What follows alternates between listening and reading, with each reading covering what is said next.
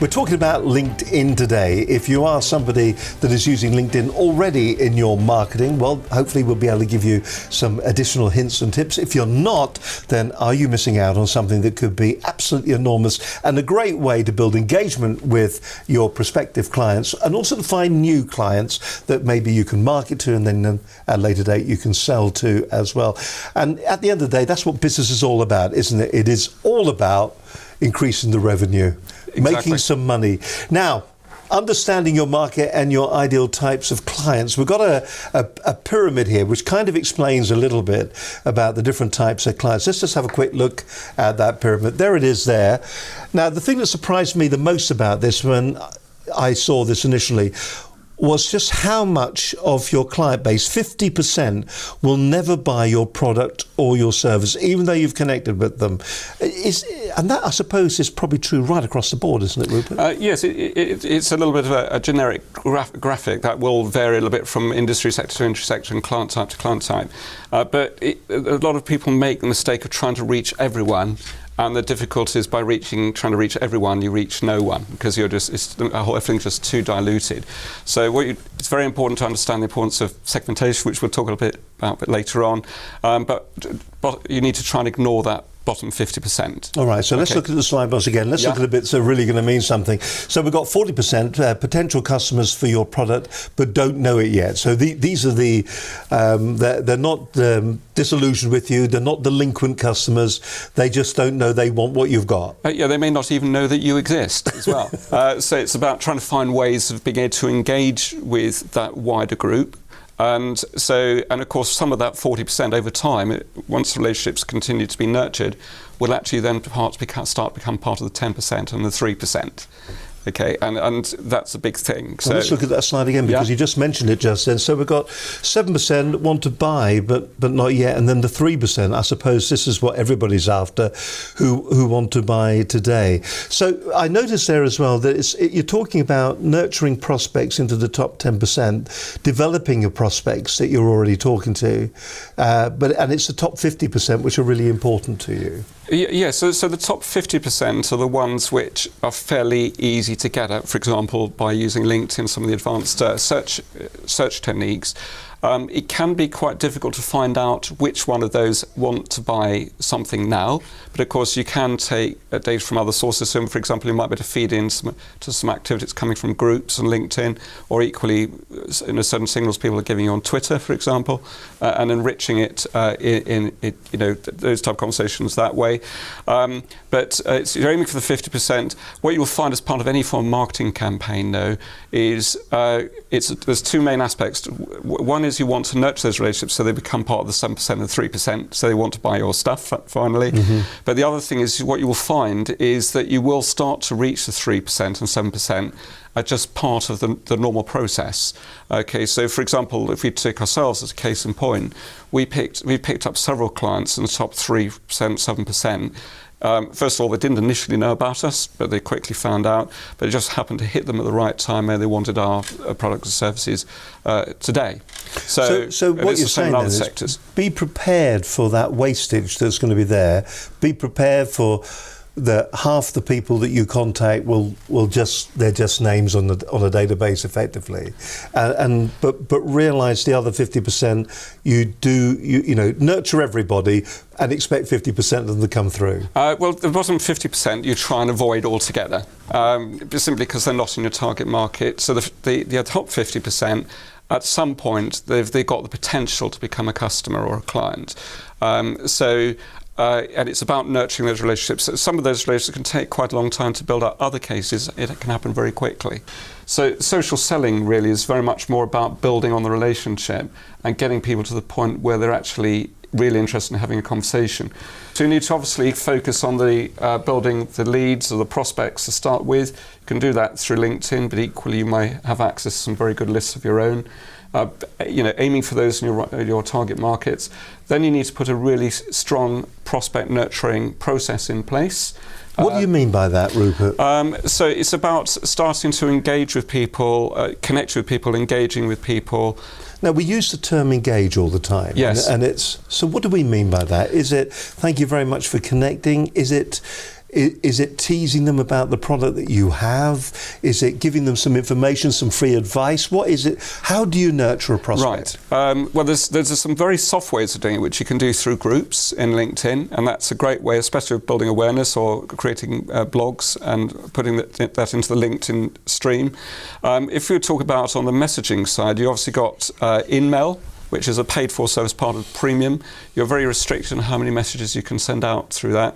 Or you can send out connection requests, but it's very important to do that in the right way. So don't just use the normal connect button, just accept the standard LinkedIn message. It's very important about personalising that message and making sure that you've actually understood a bit about their profile and looked at the synergies. But that message should be very short, no sales message in there whatsoever. And what you'll find is a percentage of those people will accept your connection request. A lot of people will actually never reply. But don't regard that as being a waste. It's just they don't know what they don't know at that stage.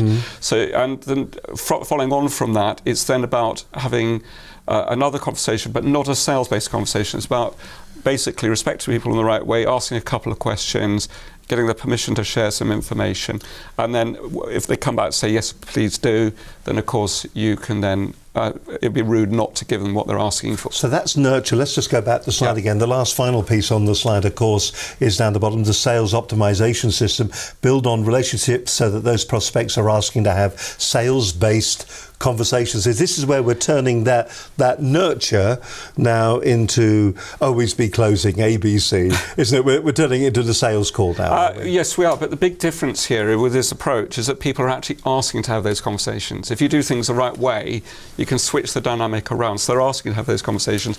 So it becomes much more of a consultative process. So not, yes, it obviously, when you first have a conversation with someone, because you may not have met them before, it's very important to build the relationship up first. Once you've built the relationship up first, then naturally things will progress from there, and you can start to hone people down in terms of and that kind of brings us on to actually going into the platform. You've got your laptop there, and I think you've got my profile sitting there as well. Yeah, so yes. we'll have a look at the screen. What's on your screen? So this is what I've done with my profile. I'm a sad man, really. I need to get out more. But there are specialists in branded TV and radio business programs, internal comms, video production, speaker and broadcaster.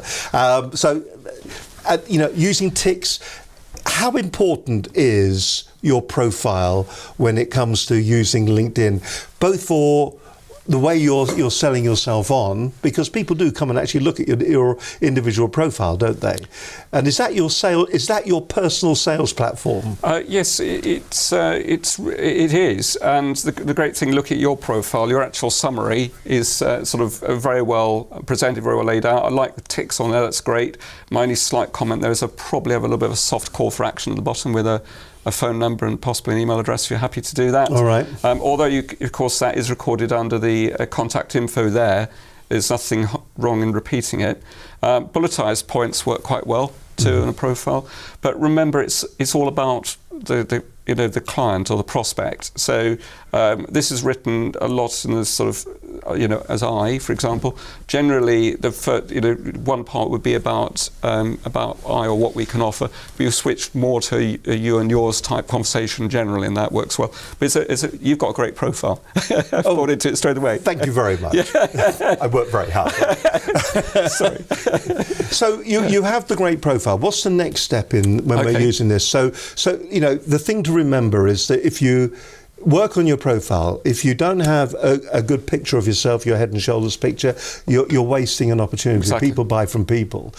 Make certain that when you sit down and you're writing out the profile, make certain that people say you fill it full of the keywords and everything and things like that. So you are effectively doing personal optimization, aren't you?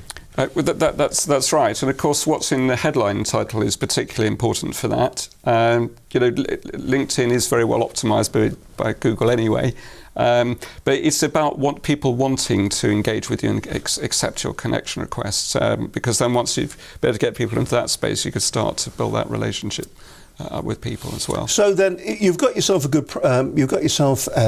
good profile. So the next stage on that then is actually to go out there and to do some real prospecting. What's the best thing to do? Where's the best place to start? Well, one thing I would suggest doing is using the advanced search capabilities in LinkedIn. As a free member, you can do quite a bit. Can we just have a quick look at the screen for a second? Yeah. So now I'm a premium member, as you can see on there. Yeah, so for example, as a premium member, you get more sophisticated ability to be able to search. So if I click the advanced link at the top there, you'll notice that you get this screen up here, Advanced People Search. So for example, let's say you were, you wanted to actually focus on certain industries, and let's say we were into, let's say, computer and network security, and you wanted to try and reach businesses in the computer network and security space. So you could click that option there, and also you can say, right, I only want to communicate with people at CXO, i.e. Chief Executive Officer of some shape or form. It could be Chief Finance Officer, Chief Marketing Officer. It may be partners, directors, and it might be VPs, for example. So you can actually be very, very precise on who you're searching for. I'll tell you what, I'd like you, if you can, what we're going to do, we're going to go through this in more detail in just a few moments' time, but this is what the real power of LinkedIn is all about. Rupert Honeywood is my guest on today's edition of Business Connections Live. He's the Managing Director of Integrated Marketing Bureau, and we've got more to tell you about when it comes to LinkedIn and how to grow your business using it.